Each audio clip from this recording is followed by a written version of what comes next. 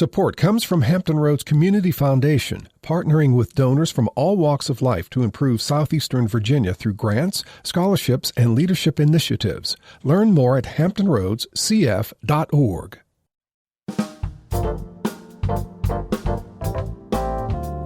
Hello, everyone. I'm Barbara Ham Lee, and we're coming to you live from the Fort Monroe Visitor and Education Center in front of a beautiful and engaged audience. Yes. This Another View History Level explores the way Black people help shape the economic and social order of this country we call America. Esteemed historians Christy S. Coleman and Yola Lewis Dance are our guests, as well as the architect of the African Memorial Landing Plaza here at Fort Monroe, Bert Pinnock. Stay with us as we commemorate the 250th anniversary of the American Revolution, the Revolutionary War, and the independence of the United States. We'll be right back after this national, regional, and local news from NPR and WHRO News.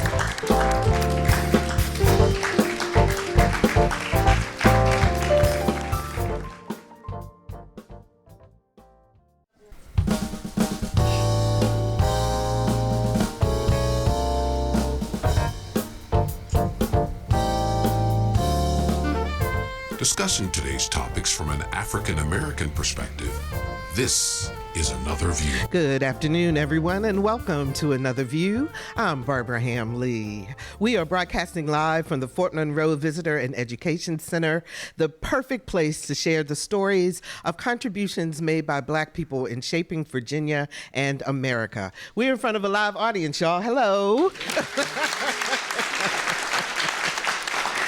Now, this show is a part of VA 250, the multi-year movement of celebration, education, and community, rooted in Virginia's revolutionary spirit. So let's meet our guests. Christy S. Coleman is an American historian. She is the executive director of the Jamestown-Yorktown Foundation, the fourth director in the history of the organization, and its first African-American leader. Now, in full disclosure, I serve on the board of directors for the Jamestown-Yorktown Foundation. Please welcome Christy Coleman. Hey, Christy. Hey, Barbara. Yola Lewis Dance is an ethnohistorian with more than 20 years of experience in history, art, culture, and preservation. Yola is the first descendant of enslaved people to hold the position of president and CEO of a presidential site, and the first African-American woman to serve as the superintendent at Port Comfort, the location of African Landing in 1619. Welcome, Yola. How are you? And Bert Pinnock is a principal and chairman of the board at Baskerville, a 125-year-old design firm. Architecture is his personal contribution to the well-being and vitality of our communities. His over 30-plus year career, his commitment and passion has created impactful work for neighborhoods, cultural institutions, and forward-thinking organizations, including William & Mary, Emory University, University of Richmond, the Black History and Museum and Cultural Center of Virginia, Better Housing Coalition, and the African Landing Memorial here at Fort Monroe. Hey, Bert, how are you? Thanks for having me. Now, I have to tell a story very quickly about Bert because he and I both serve on the Jamestown-Yorktown Foundation Board, and a couple months ago, we did our inaugural tour of the museums and so forth. And at Yorktown, there is a slave quarter. And I walked into the slave quarter as the guide was explaining that 13 or 14 people lived in a space that was about the size of this table, literally. And I became so overwhelmed that I just burst into tears. And Bert just grabbed me and held me and let me cry all over his shirt. But it was a moment that touched us, and we'll never forget it, will we? No, man. Spaces have power. Spaces have power. Absolutely, they do. Absolutely, they do. And we're going to talk about your space in just a minute. But, Christy, I want to start with what happened in 1619 that makes us be here today? What happened is a lot. And this is the thing that, and Ola, please jump in on this one, too. So what's interesting about 1619 is we do obviously mark it as the arrival of Angolans into British North America. But what we need to understand is that the transatlantic slave trade was already underway for a good 100 years, if not more, right? Through the Spanish and the Portuguese and the French got in on this. It was a global enterprise. And the Angolans that end up here, it's almost by accident, but not really. And I'm sure you've heard that before, right? They were on a Portuguese-Spanish vessel. They are kind of blown off course. You know, it's Atlantic season, things are going on. They run out of supplies. They have to make their way to these shores, what the English have taken over. You know, and these shores, by the way, were Spanish at one time. There was a Spanish mission and things of that sort along the James River. There was one up near Jamestown, in fact. And they got, well, the natives wiped them out. After they kidnapped a child, showed back up with that child 10 years later, and that child told what was happening out in the rest of the world, wiped him out. He came back with warriors, and they wiped out those priests and others that were at that mission. But I digress. And so the point is, you know, because there's this weird kind of thing, oh, it was by accident, or the Africans were selling African. There's a lot of weird stuff that has been politicized about what actually happened here. But the bottom line is these Angolans were brought here. We know the phrase 20 and odd, which basically means almost 30 people, right? Aboard the ships, the Treasure and the White Lion. It's important to know that. And I've always found it really interesting that people know the Nina, the Pinta, the Santa Maria, the Godspeed, you know, the Discovery, and Susan Constant, but they don't know the White Lion or the Treasure, which is what these Angolans were brought on. And so, anyway, so they were brought here. The English were very much aware of this international slave trade that was taking place. They just didn't have the legal mechanism to put it into effect. So essentially, they trade for these human beings and allow the people who buy them to decide what happens to them. So some of them will be enslaved for life. Some of them are treated like indentures and will end in 5 to 7 years, right? And go off and be free people and get their own land and that sort of thing. So it's really a mixed bag. But the benefit of their presence, along with that Caribbean tobacco, these English very quickly say, oh, we need to get some more of them. And so it becomes a deliberate act. And that's what happened in 1619. And Yolo, what were some of the things, to piggyback on what Christy was just talking about, what were some of those things that the Angolans brought here that the English realized, oh man? In particular, their knowledge of agriculture. And so it is the labor of those first Africans, first enslaved and indentured, and their ability to cultivate tobacco, to introduce irrigation traditions that were quite common in Angola. That really shifted the dynamics, and the English were able to establish an economic base to create a thriving settlement, because it was in danger up until that cash crop was actualized. First Africans, we know that they were originated in Angola.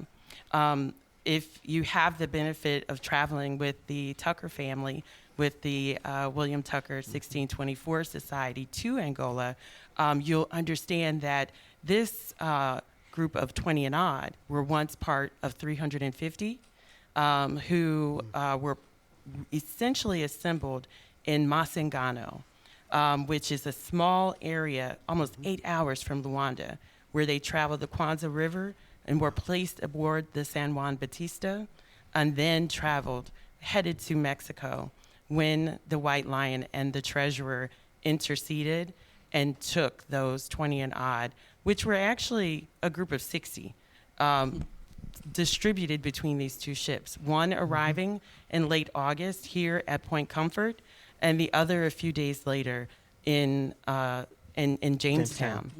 And so as we tell this history, oftentimes, we've wondered, did they arrive in Jamestown? Where did first Africans land? They had landed right here in a real place, as Christy shared, not a politicized place, a real place where history happened in present-day Hampton at what we call Fort Monroe today.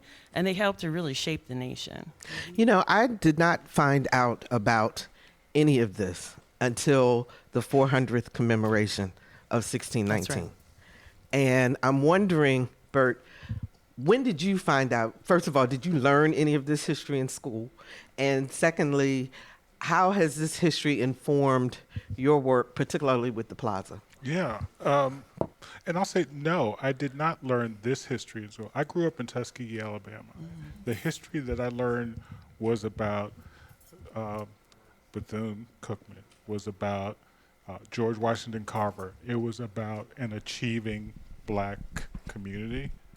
And that was just sort of the mindset of how we were taught and what we learned in this small black community in Alabama. I moved to Virginia in the early 90s and have been sort of swept up in this history. And so I learned about it about the time that you learned about what happened here in 1619. Christy, I'm curious, since you're a scholar of history, I mean, was 1619 even taught to you while you were in school before you became a professional historian? Was it taught to me in school? No. What we were taught from the Virginia school books at the time was that slavery was basically a benign institution, and slavery was good for black people because it gave them Jesus, and it wasn't that hard. Slavery wasn't really that hard. They just, because they loved each other like family. I mean, that was the kind of foolishness that really was in Virginia school book. I remember that very distinctly in the 4th grade, and I remember my mother throwing the book across the room and saying at that point, we got to do this differently. And honestly, and that's when I did start to learn other things. Yeah. What about, go ahead. Was Roots a part of your growing up? Because we had Yes. my mama made us watch Made us Roots. watch Yeah. Miss Jane Pittman, the autobiography of Miss Jane Autobiography, Pittman. yeah. Every year we had to watch that. Yep, absolutely. And I remember when Roots came out and going to school, and the conversations that were taking place among the black students, and some weariness by the white students who were hearing and seeing something vastly different than the way even they had been taught. And sort of this uneasy tension. We were middle schoolers, but, I do remember that. I remember that very distinctly. So we're celebrating the 250th anniversary next year, obviously, but the VA 250 has started programming already, and it's going all this year and then into 2026. How critical is it, Yola, that our story, that black people's story, be told and told correctly? And, as you say correctly, that means a whole truth in my mind when I think of correct and full and complete history. And so we've had the benefit of incredible work that Christy Coleman, the Virginia Commission on the American Revolution, VA 250, Hampton 250, and all of the locales who have been pouring into communities to tell a whole and complete story. The mission with the commission is to engage, educate, and inspire. But in order to engage, you have to be in the community. In order to educate, you have to tell a truthful, full, and complete history. And to inspire, it has to be something that means something to people. And so in my mind, in telling the truth is creating that space for us all to experience the history in its fullness. And you started our conversation talking about emotions. It's emotional and intellectual. And so we have to have an accurate story that we're telling, that includes the African American perspective, contribution, but we can't run from the emotions. Sometimes it's difficult history. And so the partners here with the Fort Monroe Authority, with the National Park Service, with the City of Hampton, have really brought together a community that uses art, music, culinary arts, and the like to help us to experience and explore that full and complete story. But Christy, how do you address people then? Because even some people within our own community who just say, you know what? That ain't got nothing Stop. to do with it. That has nothing to do with anything. Slavery's done. It's over. Forget about it. You know, why is it so important, especially in this time where history is being parceled out? You know, there is a movement to try to not bring forth the truth. Right. Why is it so critical that we do tell the full story? Because then we embrace our ownership of it, right? I mean, that is a real thing. African folks have been here before the Mayflower. African folks have helped to build and establish a nation with our skills and our talents. And I think it's also a story about resilience. It's not just a story of suffering. It is a story about resilience that is extraordinary. And when it comes to the 250th anniversary of the writing of the Declaration of Independence, what's really critical there is it doesn't matter whether or not Jefferson intended it to mean people of color or women. What matters is they heard it and immediately understood, me too. Yeah. And forced this nation at various points along her path to own up to it. If that's the ideal, if that's the creed of a nation, then live up to it. And black people have been pushing that from day one, with our blood, with our sweat, with our votes, with our feet, with our tears, with our wallets. And that is the part that drives me more insane when I hear, you know, and granted they're more radical perspectives, but they're getting way too much airtime about this was started as a white nation. Foolishness. It's just foolishness, and it's historically wrong. On the eve of the American Revolution, Virginia was 40% black. The largest and wealthiest of the 13 colonies was 40% black. The capital city of the largest and wealthiest of the 13 colonies was 52% black. Right up there in Williamsburg, every other face you saw would have been a black person. Enslaved and free people. So the first blood spilled in Boston. Crispus Attucks. That's right. From the beginning, this story is ours. And so, yeah, when people say stuff like that to me, I am not the one.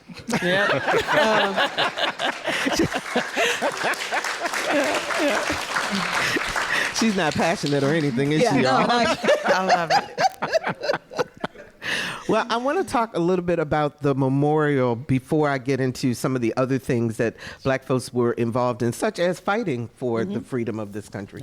Right. And we'll get to that. But Bert, tell us about the African Landing Memorial and how you got involved in creating it. Yeah, sure. I mean, so first of all, it was Fort Monroe is a public entity, and so there was a public procurement process, and we had known about the initiative, obviously, certainly when that came about, and so we responded to an RFP. That's what our studio did to become involved. But I will say we have been building a portfolio of this kind of work sort of leading up to this, and so when we became involved with the fort, Brian Owens had been brought on through a sort of rigorous process and design the sculpture, and his narrative had been set of what he intended to do in his bronzes. In the bronzes, yes. Yeah. As a matter of fact, when we were here last with Fort Monroe, he was our guest, and he's developing 3 statues, I believe, that go on the plaza. Correct? Yep. Mm-hmm. And so the task at hand, the question was, how do we orient this? How do we situate this? How do we make a space, as I said, that has power, that is imbued with meaning, that resonates about this place and this history? And so working with the folks here working with community at large about what it means to experience those 20 and odd kind of thing, we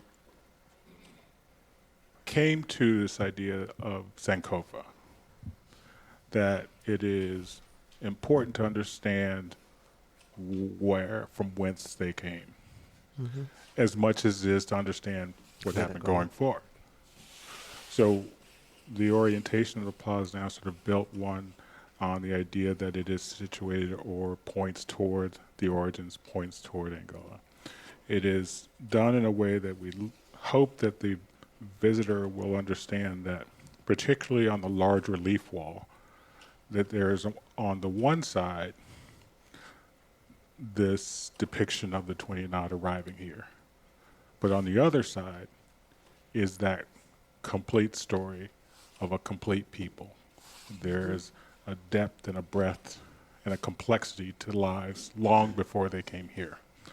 And so we want people to be able to sort of make that journey sort of an understanding with them as they sort of spiral into Anthony and Isabella, sort of the core or the seeds or the beginning. I think. So where are you in the process? So the plaza space is being completed now. And as you saw sort of in the preview video, there are a lot of little things to kind of touch on the details. And so it is just being readied for Brian's work when it's completed. So the plaza space will be complete very shortly. So people will be able to come see it soon. Oh, yeah. Then, Yeah. right? Yeah. Now I know the right now the bronzes aren't there yet, Yeah. but the rest plaza of the space. plaza space will be there. Yeah. Is it a place? It sounds like just walking up to it, it's a place of reverence, as well as discovery. Yeah, and that was also a lot of discussion of how do we perceive this space even before you get to it, right? The three bronzes include the relief wall or the narrative wall that I talked about, Anthony and Isabella, and the Ark, which is a very tall piece that you'll start to see first, right? And sort of understanding that there is an important moment here even before you sort of get there was the goal or is the goal. And then sort of situating it in the way that you are in the space, if seated or standing, is we are in concert around this. Around the thing. It sounds beautiful. Can't wait for it to come together. Christy, make an enslaved person human. And this is what I mean by that. I think a lot of times when people hear about the enslaved, they think that all they did was work or get whipped, but they actually had community and they had families and they were human, in those aspects. Right. I think it's an example of, we say the word resilience. What we're really talking about is rooted in community and rooted in connection. The most successful communities are often those who are connected for mutual care. If you've got forces as strong as the societal forces were, or the individual forces that would happen on an individual property, whether you were a house, enslaved in a household, or whether you were enslaved in the fields, there was a need for community and for protection thereof. And so what that looked like, okay. So that's okay. Let it go. The African proverb, "It takes a village to raise Yeah. a child," was something that was clearly understood. It was, and in raising and caring for young together, looking after the elders, you get too old to be of value or to work, to a white male's perspective, because they are technically the owners most of the time. White women also own slaves in large numbers. But again, this idea of people not having their own culture, they blended cultures, right? So there are these varieties of West African belief systems and Central West African belief systems begin to meld, the belief in the divine, the belief in the power of herb and remedy. I mean, it was black folks that were among the first that bring inoculation to these shores, right? It was an enslaved person who's like, well, smallpox, we got something for that. and start inoculating people, and they're like, oh, it works, so again, I think you're right, Barbara. There isn't, enslavement doesn't mean that this is an empty vessel only working.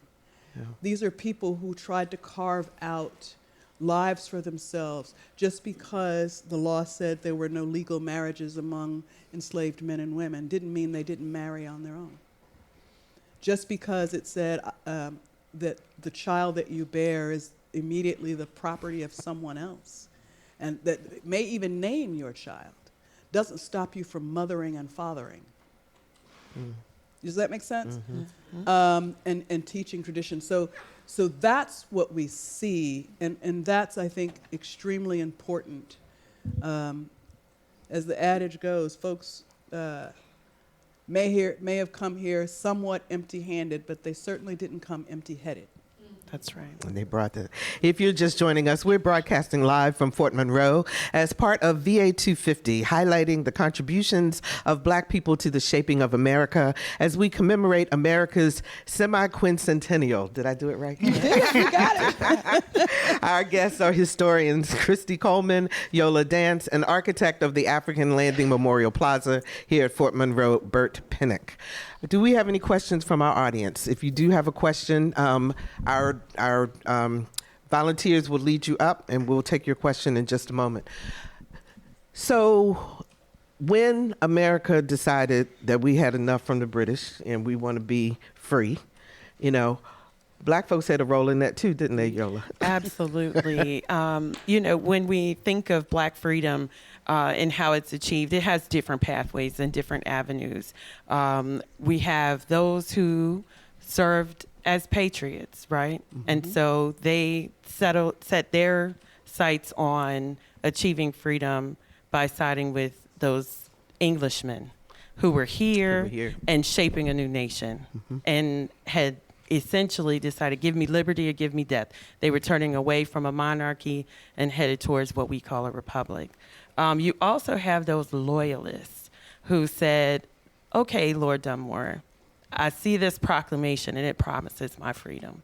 I'm going to serve the English, and I'm headed to Nova Scotia. And ultimately, they found freedom there as well as in Sierra Leone as they returned to Africa. These are two, I think, pathways that we can't really judge who chose what path and why. So you have Cesar Tarrant, who chose to serve with patriots. He did not receive his freedom immediately. I learned this great history working with playwright Marie St. Clair here in Hampton. And she shared this history just recently with the community and juxtaposed Cesar Tarrant with Joseph Harris, who served the Loyalists. And these men represent about 5,000 to 8,000 who served patriots, and possibly as many as 20,000 who served Loyalists, the British. And so these are different pathways that could lead to freedom, but there were no guarantees, and neither pathway was perfect. And but Chrissy, the Loyalists really thought, they believed Dunmore, didn't they?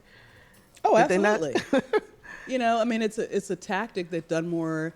As a matter of fact, this November is the 250th anniversary of Dunmore's proclamation, where Lord Dunmore in Williamsburg says any enslaved people belonging to these rebellious colonists who will come and join British forces, you will be free people.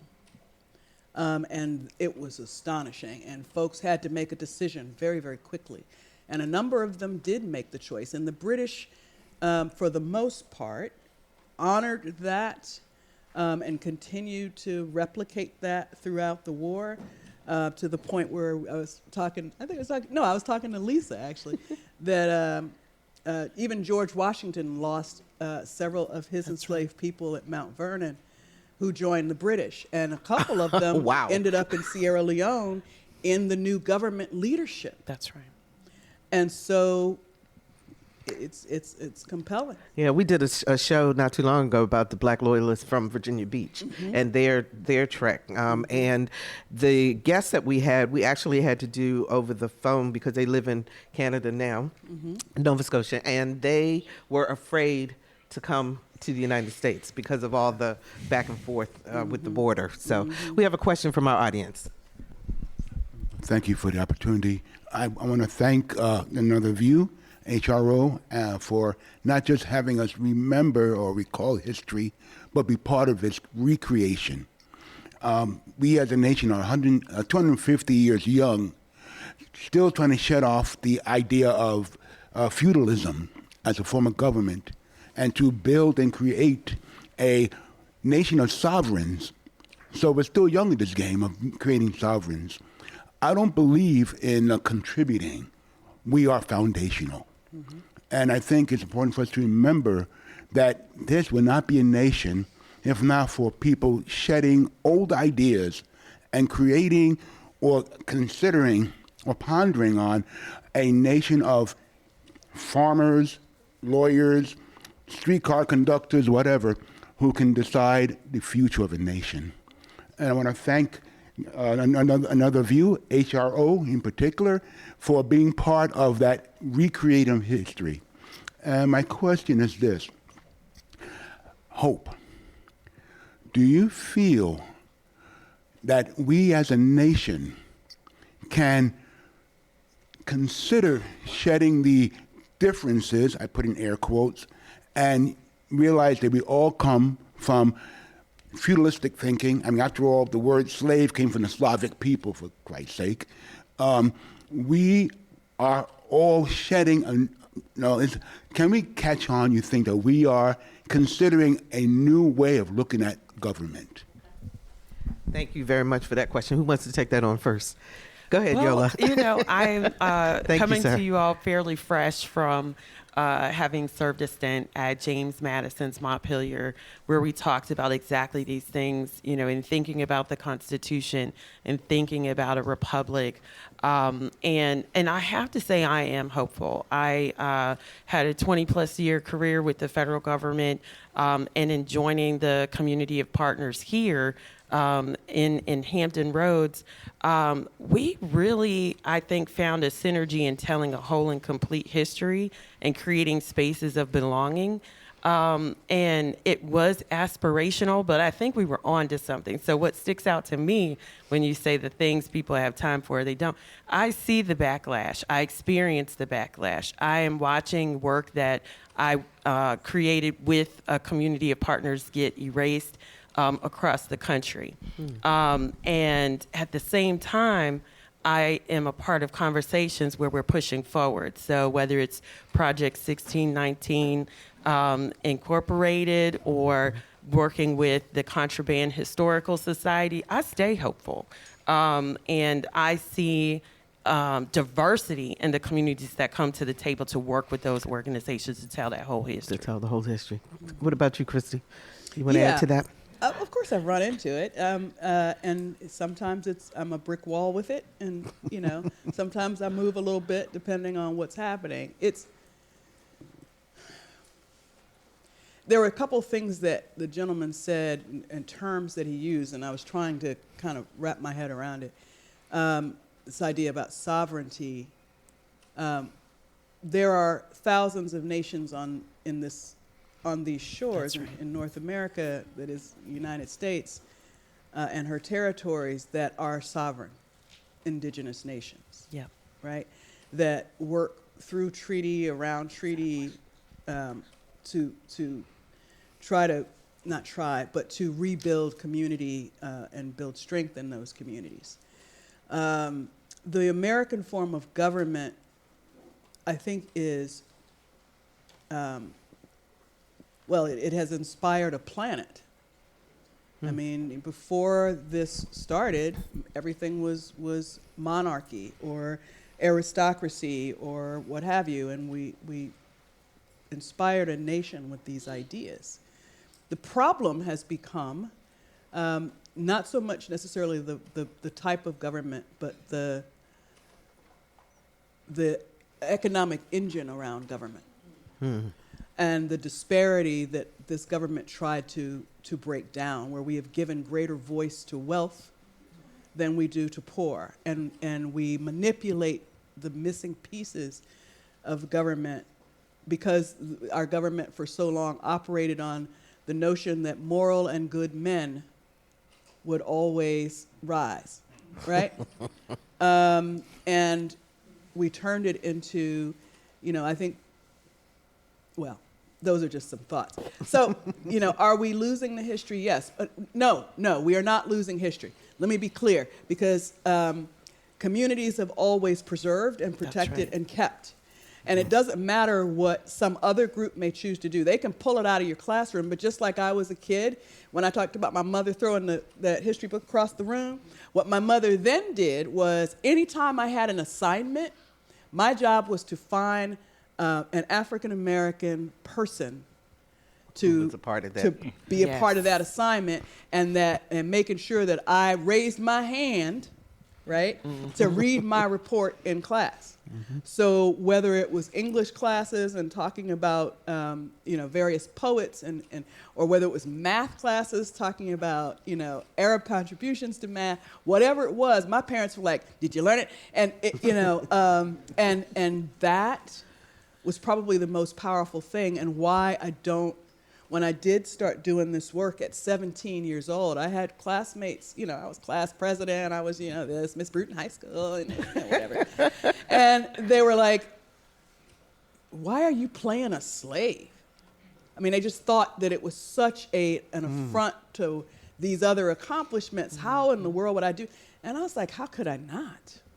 That's right. Tell their stories. How could I was 17, right? And so teach them young. Bert, I'm sure then that you hope that families will come to the plaza, and also because it really is turning back to not only what our institutions teach, but more so what we learn within community and within family. Yeah, and so I would say that a lot of the constituency that we work with around these spaces are about self-determination, including sort of how do we bring this history is alive for our children.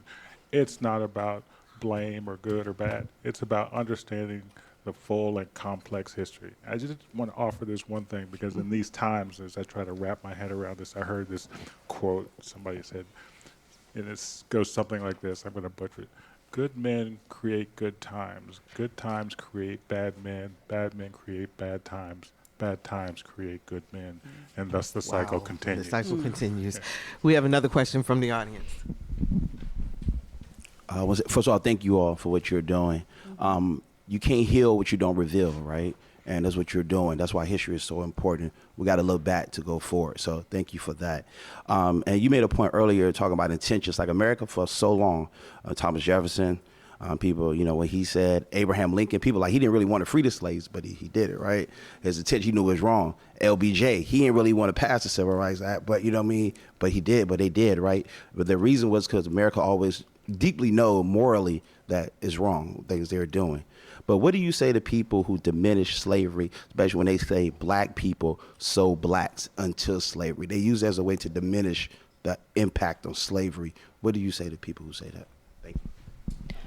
This is something I do find really challenging. And, it's taken traveling to West Africa, and it's also taken thinking about business. And so forgive me, I'm a student of history first, and of the arts. But recently I decided, to sustain preservation work, you have to understand business. And so just imagine, as African chiefs and kingdoms are engaging in diplomacy and engaging in a broader world. Trade is happening and occurring, 15th, 16th century. They had difficult choices to make as well. And it creates a challenge when it comes to cultural tourism, when it comes to preservation on the continent as well as here. So I don't know that I have answers as far as trying to say there's a right or wrong, as my colleague Bert here said. But I can say in trying to uncover and understand the history, we have to be willing to address the whole truth in that sense as well. I don't. Well, and it also doesn't negate the fact that whether black people sold slaves also does not negate the fact that slavery happened and what happened in this country. It doesn't negate it, right? You know what? I gotta jump in. I'm sorry. Go I'm sorry, for it. Because it is a lazy and it is a racist argument that is put out there. The institution of slavery as it will exist in the United States and in parts of the Western Hemisphere that evolve is unlike anything that has happened in the history of mankind. I agree with that. And the reality here is that the systems of enslavement that various African peoples were engaged in is a vastly different beast than what was created here. So even in those trade and in those conversations, what I think may be happening is not what's happening. And they will later learn that, and they will fight against it. Like Queen Nzinga fought against the Portuguese to stop once she understood what was happening in South America with her peoples. So it is a very, the estimates have been anywhere from 15 million to up to 100 million, which is actually wrong, but 50, you've got this, let's say 50 million Africans that are seized from a huge continent that the United States would fit in 2.5 times, right? And are transported to the Western Hemisphere in extraordinary volumes. And it becomes hereditary. It becomes a part of a race-based entity that didn't exist in the history of mankind before. It's generational. And then the chattel, the assigning people as chattel is unlike anything that had been in the history of the world for millennia. So when people say to you, well, black folks sold black folk, you need to cut them off right then and there because there's nuance to everything. And honestly, it was the Europeans who went to say we want to trade for this labor. What they created after that is on them. So it's not the same. We ain't the same. I can't. Okay, we got another question from the audience. It's That's messy. okay. It's messy. It's very messy. Absolutely messy. Yeah. Yes, good afternoon, and thank you again for all of this rich information. I wanted to know specifically from you, how are the cities of Hampton and the cities of Williamsburg handling where the Africans arrived first? I know that there's some problematic issues that may have been raised, and I just want to know how the cities are working together to try to get that truth out. Yeah. Okay, thank you. All right. Go ahead, Christine. I mean, at Jamestown, we acknowledge that they first landed at Point Comfort, but they were brought to Jamestown. And it was at Jamestown that their status becomes codified initially. Jamestown will pass the laws that institute servitude for life. So all of that happens in Jamestown. So the stories are inextricably connected. Absolutely. We've joked about the historic triangle being Jamestown, Yorktown, Williamsburg, but we're like, it's actually a diamond. Thank you. When you add in the Hampton Roads element. Isn't that something? Yeah. I want to ask Scott Martin to come forward here. He's the CEO of Fort Monroe. And Scott, you're going to have to come around here and take my mic. But I wanted to ask you about where we are in terms of what's happening with the plaza and what else, how that will interact with the new landscaping project that you have coming along and so forth here at Fort Monroe. And thank you for your patience. Imagine that there was a fire on a bridge. Never happens, right? Well, it's an incredible legacy for us to pick up, and I'll tell a story to set it up if that's okay. I had the good fortune when I was working in Chattanooga a couple of years ago to be asked to go to Australia and Adelaide and give a talk about conservation in place and peoples and what does it mean. So I'm giving the stupid, loud American talk, and at the very end of my talk, at the very back of the room, imagine a big room, an Aboriginal elder stood up.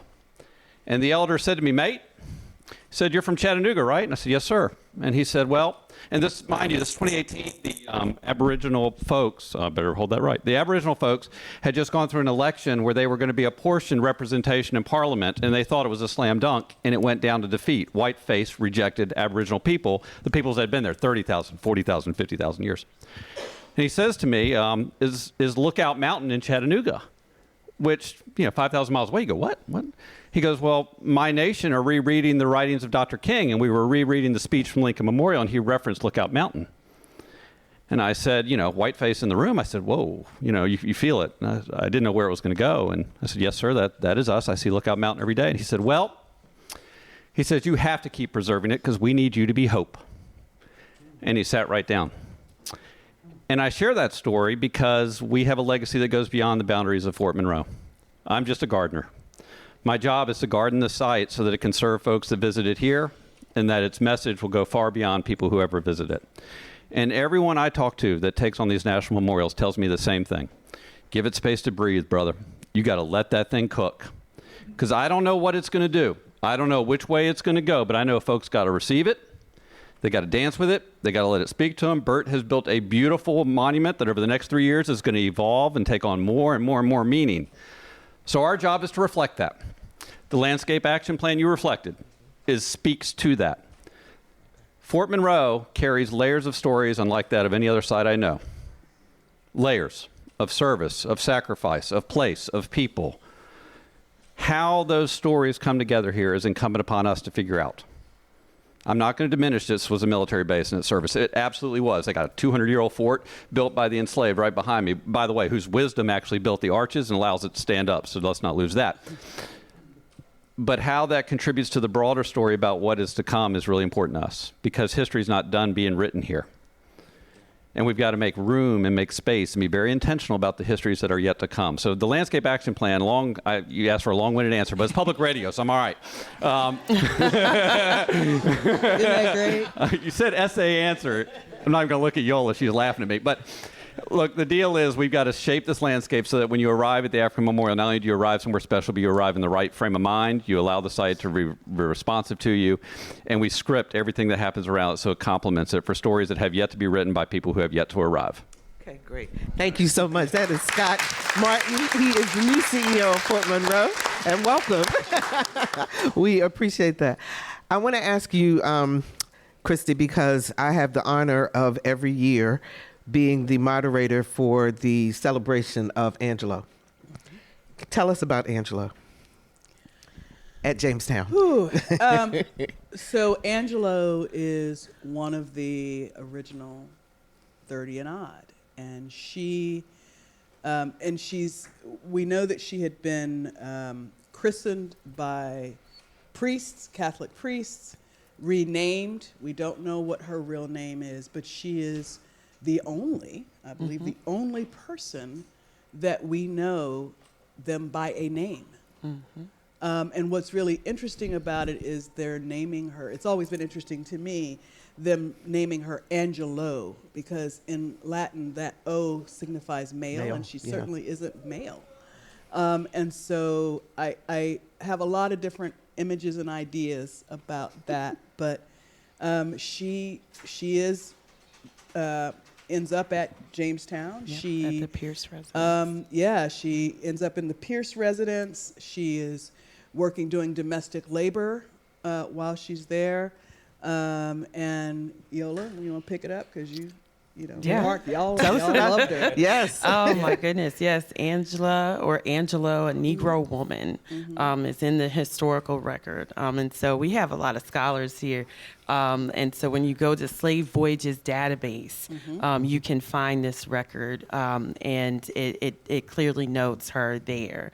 With the research at the National Park and with Jamestown Rediscovery, we were able to actually pursue an archaeological dig in 2017. It was funded through the Civil Rights Fund, incredible collaboration with public archaeology at the Pierce residence, and we understand she raised hogs. She was living in the household with the family that where she labored.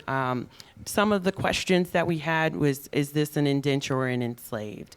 What we know is that she shows up in that initial record, as well as the 1624 census, which followed the 1622 offense. Right. And so with more time to talk about this dynamic between Native, English, and African, we can tell you lots of incredible more history. Yeah. Absolutely. We've got 3 minutes left. I want to give each of you a moment to just tell our audience listening, what is it that you want people to take away from VA 250 in terms of the African and the African American story? Bert, let me start with you. Okay, I'm going to try to make this short. Imagine a large 250-year-old jigsaw puzzle, and the story of this country are the pieces of that puzzle. And half of it is filled in, and the other half of it is just black, non-indescript pieces that you have to figure out how to put together and fit into this puzzle. That is the story that we are trying to continue to knit together to make the complete history of this. For every Angelo, for every Gabriel Prosser that is known, there are thousands of others that are unknown. That's our job. That's our work. Bert Pennock, he is the architect for the African Landing Memorial here at Fort Monroe. Yola. All right. I want everyone to know that your family history is part of a local history, that's part of a national history, and a globally shared history. So when we think about the American Revolution and the making of America, look at your own family stories and help to tell those stories. Do the genealogy, connect with the historic sites, and help us to tell that whole and complete history. And that is ethno-historian Yola Dance. Thank you, Yola. Thank you. And Christy, you get the last 30 seconds or so, minutes. I would say that there are sites all over this incredible Commonwealth of Virginia that I would encourage you to visit, not once, not twice, but multiple times, because most of our sites in this state, historic sites, large and small, have been working diligently on these complete stories, and you can fill in and begin to identify those missing black pieces. And that is Christy Coleman. She is the CEO of Jamestown Yorktown Foundation. And, you know, I want everyone to really pay attention to the richness of America's story right here where we live. And we are telling all of the parts of the story, which make it so important. I love that diamond. I do too. I love that diamond symbolism. Absolutely. So be sure to include Fort Monroe and all of the other areas in your plans for commemorating the 250th anniversary of America's independence. Now, if you'd like to listen to this show again, simply go to whro.org or Spotify or wherever you go for your podcast listening pleasure. Next week on Another View, it's the Another View Roundtable. And you know we're going to have lots of conversation going on with that roundtable. Our theme music is an original composition created especially for Another View by Jay Sennett. A very special thank you to producer Lisa Godley, news director Michelle Hankerson, audio engineers Jordan Christie and Victor Bowen, producer Dr. Barry Graham, social media and events coordinator Shannon Jay, community engagement officer Kelsey Backey, multimedia marketing producer Andre Jones, and president and CEO of WHRO Public Media, Bert Schmidt. It took a village to put together this show.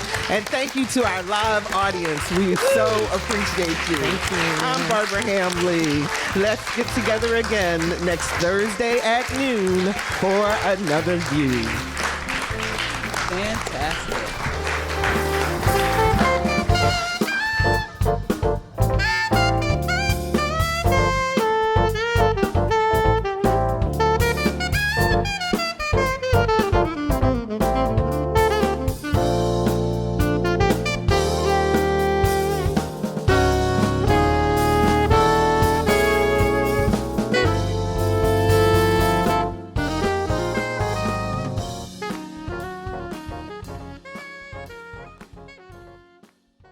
Support comes from Hampton Roads Community Foundation, carrying out your charitable wishes forever.